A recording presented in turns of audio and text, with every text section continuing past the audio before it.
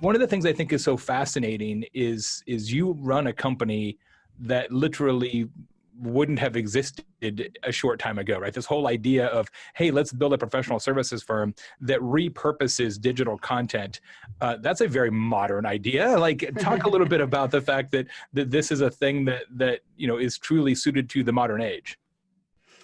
Well, yeah, I guess it is, isn't it? Social content repurposing. So we work with podcasters, video creators, live streamers. So yeah, you wouldn't have had live streams a while ago. I mean, I guess content repurposing in a non-digital form has been around for a while, but we fully focus on spreading the word more digital. So the world of social media, anything that we can create from a digital perspective, we create as well. So yeah, it's all about spreading the message broader, wider, reaching more people, having more impact with what we have today. The company's called Content 10X. What does that refer to? Is it making 10 things, or is it amplifying your results by a power of 10? How did you come up with that phraseology, and what does it mean to the organization? Well, it's about creating more pieces of content from one piece of content. So when we talk about repurposing content, I very much see it as when you create content, you're communicating a message in a certain way. And what we do is look at the primary way that we created that content and that message and how we chose to communicate it.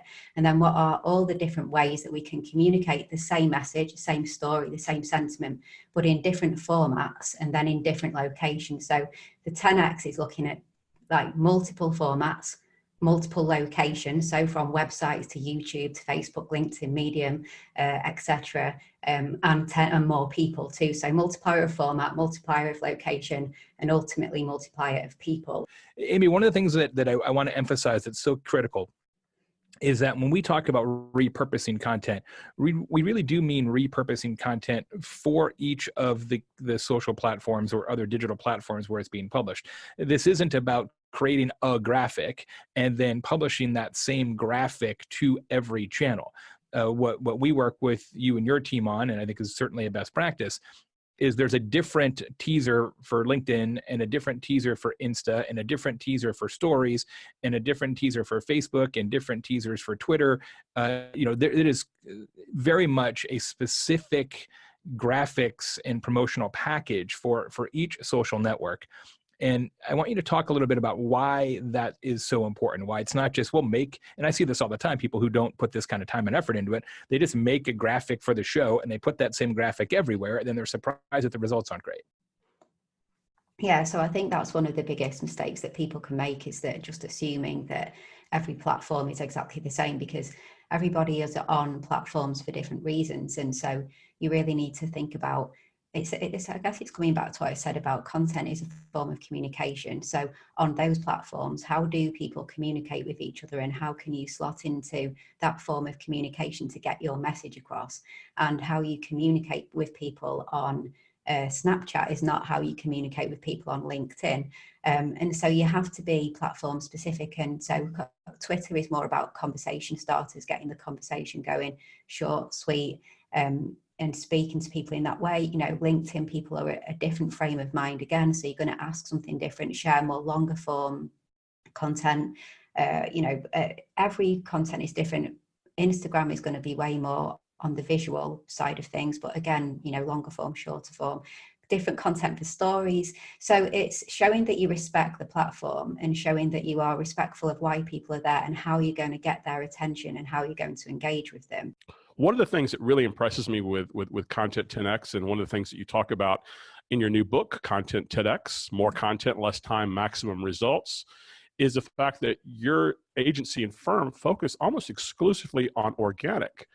And you're having a lot of success doing it. You told us right before the show that you really find that LinkedIn gives you the best organic reach. Organic reach is still happening every day, every minute on LinkedIn. And also you're having great success, not to be surprising, on Instagram stories. Love to hear you kind of talk about kind of how organic has changed in the past couple of years and how you've had to change your focus in your agency to really capitalize upon it. Well, yeah, I mean, so LinkedIn, we see the best organic reach on the posts that we create. But with Facebook, I mean, organic is a huge challenge, isn't it, really, on Facebook for businesses.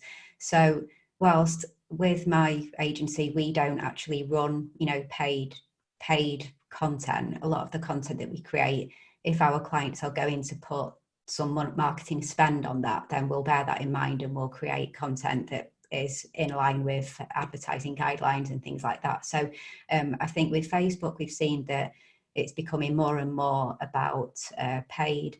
With Instagram, though, Instagram stories, we still find is working really, really well. And, in an organic way, we're not necessarily seeing that we need to be putting any advertising spend on things going in stories, as long as we're doing things right and using hashtags correctly and things like that. But I kind of see it go really up and down on Instagram in particular, in terms of people do really well, and then all of a sudden there'll be these peaks and troughs where they'll be saying, oh, what's going on this week or this month? It's gone down and then it's going up again. But I think it's just, again, it's about, on Instagram, we find that we do quite a bit of research into hashtags and the correct use of hashtags.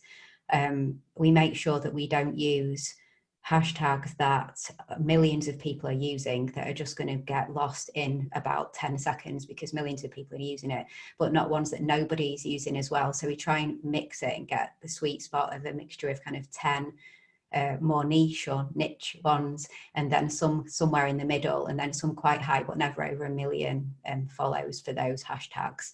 But it's trial and error, and then when we find things work, they work for a certain amount of time and then just stop working, as it always is with all of the social platforms. But I think a lot of people go around blaming the algorithms a bit too much sometimes, and actually they just say everything isn't working, it's that algorithm. But actually it's just the fact that actually maybe the content isn't that good, it isn't platform specific, and it isn't engaging, and it's not getting conversations going, and it's not the algorithm's fault. Even though organic is hard, I don't think everyone should blame everything on the algorithms all the time. When you are repurposing your content and it's sharing your message, the same messages, but in different formats and in different ways, it's asserting your authority on what you talk about, and continuing to assert your authority and continuing to be seen and be known as a person who has that message and is talking about that topic constantly. And also, I do think it is, we usually do work with our clients to try and get people back to the website and to consume the longer form content. But you are right. For example, LinkedIn, we stay away from putting the link in because we find that makes a huge difference if we put links in. So it's that awareness, and if people should know where to go. And usually we put a link in the first comment, otherwise just to say where people should go to try and get around it. But we do see traffic increase, but I think it's more also just that being present, brand awareness, thought leadership, and reasserting your thought leadership. Because if you aren't, other people are, and people are going to start to, forget about you if you're not there and present. So having the presence, I think, is really, really important.